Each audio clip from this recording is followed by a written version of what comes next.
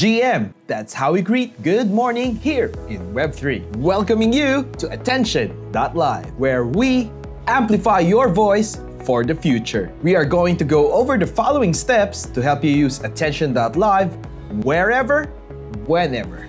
Let's go over the basic things we need in setting up ATTN.LIVE. First, do you have access to the internet?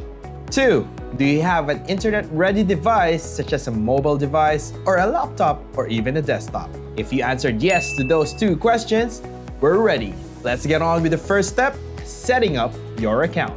Let's go to this website, that's stream.ATTN.LIVE. You will see the login page. Click on Sign Up as a new user. On the Sign Up page, fill up all these important information for your own account.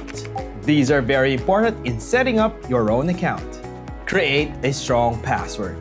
When all done, click Sign Up at the bottom, and you're all done. Now, that was easy, right?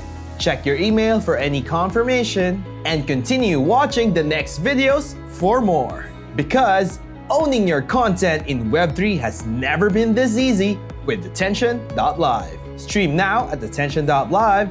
Follow us at our socials here. And of course, don't forget to follow this channel for more.